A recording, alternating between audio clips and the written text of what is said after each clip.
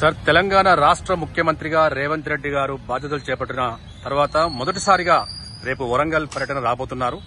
ఈ వరంగల్ పర్యటన సంబంధించి వరంగల్ యంత్రాంగం పూర్తి స్థాయిలో సమాయత్తమవుతా ఉంది. రేపటి ముఖ్యమంత్రి వరంగల్ పర్యటన సందర్భంగా ఏ అంశాలు చర్చకొచ్చే అవకాశం ఉందంటారు? జై స్వరాజ్ వరల్డ్ టీవీకి స్వాగతం. రేవంత్ రెడ్డి తెలంగాణ రాష్ట్ర ముఖ్యమంత్రిగా బాధ్యతలు చేపట్టిన తరువాత మొట్టమొదటిసారి వరంగల్, హన్మకొండ నగరాల పర్యటనకు వస్తున్నారు. ఈ రెండు జిల్లాల ఉమ్మడి జిల్లా యొక్క అభివృద్దిపైన సమీక్ష సమావేశం ఉన్నతాధికారులతో నిర్వహించబోతున్నటువంటి సందర్భంలో కొన్ని కీలకమైనటువంటి వరంగల్ నగర అభివృద్దికి సంబంధించినటువంటి హన్మకొండ పట్టణానికి, కాజీపేట పట్టణానికి సంబంధించినటువంటి కొన్ని కీలకమైనటువంటి అభివృద్ది పనులు సమీక్ష నిర్వహించేటటువంటి అవకాశం ఉన్నట్లుగా స్పష్టంగా తెలుస్తున్నటువంటి నేపథ్యంలో, ఒకటి స్మార్ట్ సిటీ పనులు ప్రారంభమై 5-6 సంవత్సరాలు గడుస్తున్నప్పటికీ కూడా ఇంతవరకు స్మార్ట్ సిటీ పనులు పూర్తి కాలేదు. స్మార్ట్ సిటీలో కీలకమైనటువంటి అభివృద్ది పనులు కూడా పూర్తి కానటువంటి విషయం పైన స్మార్ట్ సిటీ ప్రోగ్రెస్ పైన సమీక్ష సమావేశం నిర్వహించేటటువంటి అవకాశాలు అయితే స్పష్టంగా కనపడుతున్నాయి. అదేవిధంగా వరంగల్ నగర ప్రజల చిరకాల వాంఛ అయినటువంటి అండర్ డ్రైనేజ్ సిస్టమ్ పైన కూడా ముఖ్యమంత్రి గారు సమీక్ష సమావేశం ఉన్నతాధికారులతో నిర్వహించేటటువంటి అవకాశం ఉన్నది అనేటటువంటి విషయం తెలియవస్తుంది. అదేవిధంగా రింగ్ రోడ్డుకు సంబంధించినటువంటి ప్రతిపాదనలు కూడా ఏ విధంగా ఉన్నాయి, రింగ్ రోడ్డు యొక్క ప్రతిపాదనలు ఏంటి అనేటటువంటి విషయం పైన కూడా ముఖ్యమంత్రి గారు స్పష్టంగా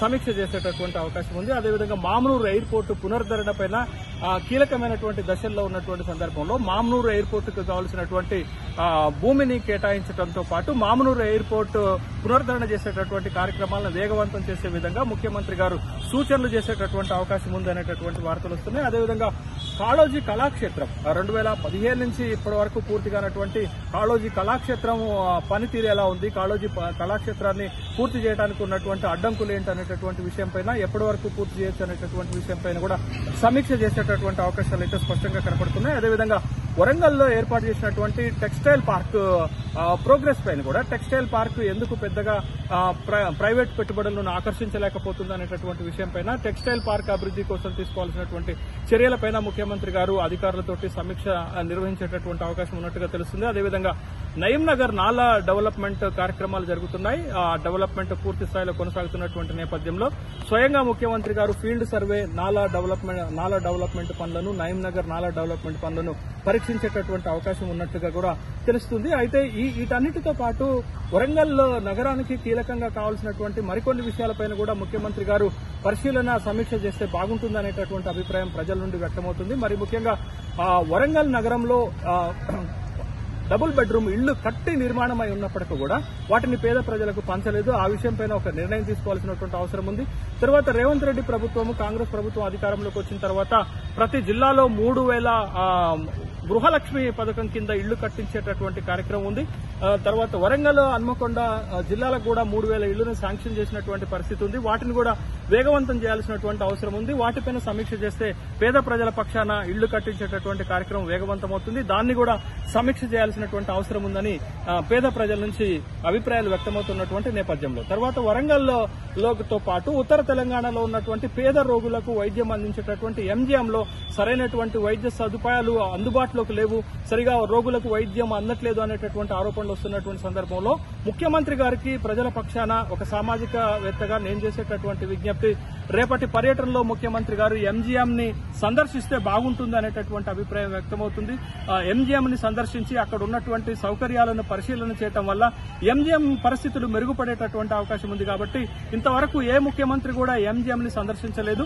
ప్రజల తరపున మాట్లాడుతున్నటువంటి, ప్రజల కోసం పనిచేస్తున్నటువంటి రేవంత్ రెడ్డి గారికైనా విజ్ఞప్తి చేస్తున్నాను, ఎంజీఎం రేపటి మీ పర్యటనలో ఎంజీఎం ను కూడా మీరు సందర్శించి ఎంజీఎంలో అందుతున్నటువంటి వైద్య సేవలను స్వయంగా పరిశీలన చేస్తారు, ఎంజీఎంలో పేద రోగులకు అందించేటటువంటి వైద్యాన్ని పెంచుతారనేటటువంటి ఆశాభావాన్ని వ్యక్తం చేస్తున్నాను. అదేవిధంగా గత ప్రభుత్వం వరంగల్ ని హెల్త్ హబ్ గా చేస్తామని చెప్పారు, కానీ ఆ కార్యక్రమాలు ఎంతవరకు వచ్చాయనేటటువంటి విషయం కూడా సమీక్ష చేయాల్సినటువంటి అవసరం ఉంది. మరి ముఖ్యంగా సూపర్ స్పెషాలిటీ హాస్పిటల్ నిర్మాణాన్ని వేగవంతం చేసి ప్రజలకు అందుబాటులోకి తీసుకురావాల్సినటువంటి బాధ్యత కూడా ఉంది. మరి ముఖ్యంగా ఈ ప్రాంతంలో చాలా ప్రతిష్టాత్మకమైనటువంటి విశ్వవిద్యాలయంగా ఉన్నటువంటి కాకతీయ విశ్వవిద్యాలయానికి నిధుల కొరత వేధిస్తున్నటువంటి సందర్భంలో కాకతీయ విశ్వవిద్యాలయానికి రాబోయేటటువంటి పూర్తి స్థాయి బడ్జెట్ లో 150 కోట్ల రూపాయలు కేటాయించవలసిందిగా కాకతీయ విశ్వవిద్యాలయం పక్షాన రేవంత్ రెడ్డి గారికి విజ్ఞప్తి చేస్తున్నాను. ఈ అంశాలపై కూడా రేపటి ఉన్నతాధికారుల సమీక్ష సమావేశంలో ముఖ్యమంత్రి గారు సమీక్ష చేస్తే బాగుంటుందనేటటువంటి అభిప్రాయాలు వ్యక్తమవుతున్నాయి.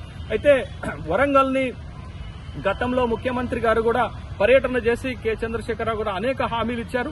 ఆ హామీలు ఏవి కూడా నెరవేరనటువంటి సందర్భాన్ని మనం చూశాం. హైదరాబాద్ తర్వాత వరంగలే అతిపెద్ద నగరము మన తెలంగాణ రాష్ట్రంలో. హైదరాబాద్ స్థాయిలో అభివృద్ధి చేస్తామని చెప్పినటువంటి వాళ్ళు, సింగపూర్, డల్లాస్ చేస్తాము, వాటికన్ సిటీ చేస్తామని చెప్పినటువంటి వాళ్ళు ఆ విధమైనటువంటి ప్రయత్నాలు చేయకపోగా వరంగల్కు వచ్చినటువంటి ప్రాజెక్టులు నత్తనడకన నడుస్తుంటే నిమ్మకు నీరెత్తినట్లుగా వ్యవహరించినటువంటి గత ప్రభుత్వం లెక్క కాకుండా కాంగ్రెస్ ప్రభుత్వం అయినా చిత్తశుద్దితోటి వరంగల్ నగర అభివృద్ధికి, వరంగల్ జిల్లా అభివృద్ధికి, ఉమ్మడి వరంగల్ జిల్లా అభివృద్ధికి ప్రయత్నం చేయాలనేటటువంటి అభిప్రాయాలు ఇక్కడ ఉన్నటువంటి ప్రజలు వ్యక్తం చేస్తున్నటువంటి సందర్భంలో ముఖ్యమంత్రి వరంగల్ జిల్లా పర్యటన, నగర పర్యటన పేద ప్రజలకు ఎదుర్కొంటున్నటువంటి జిల్లా అభివృద్ధి కోసం అన్ని చర్యలు చేపడతారనేటటువంటి ఒక ఆశాభావాన్ని అయితే ఖచ్చితంగా వ్యక్తం చేస్తున్నాము. అయితే గతంలో చీఫ్ మినిస్టర్ గారు వరంగల్ నగరాన్ని సందర్శించినప్పుడు, కె చంద్రశేఖరరావు సందర్శించినప్పుడు ఒక స్పష్టమైనటువంటి హామీ ఇచ్చారు. Chief ministers assurance development fund కింద వరంగల్ నగర ప్రత్యేక అభివృద్ధి కోసం ప్రతి బడ్జెట్ లో 300 కోట్ల రూపాయలు కేటాయిస్తామని చెప్పి హామీ ఇచ్చి తూతూ మంత్రంగా 1, 2, 3 బడ్జెట్లలో కేటాయించి ఆ నిధులు విడుదల చేయకుండా ఉన్నారు. కాబట్టి ఆ విధమైనటువంటి ఒక ప్రత్యేకమైనటువంటి వరంగల్ నగర అభివృద్ధికి ముఖ్యమంత్రి గారు ఒక ప్రత్యేకమైనటువంటి హామీ ఇవ్వాలి, ఒక ప్రత్యేకమైనటువంటి నిధులను కూడా కేటాయించాలని ఇక్కడ ప్రజలు కోరుకుంటున్నటువంటి సందర్భంలో మొదటిసారి వరంగల్ నగరానికి విచ్చేస్తున్నటువంటి ముఖ్యమంత్రి గారికి జై స్వరాజ్ వరల్డ్ టీవీ తరపున ప్రజల పక్షాన సాదర స్వాగతాన్ని తెలియజేస్తున్నాను.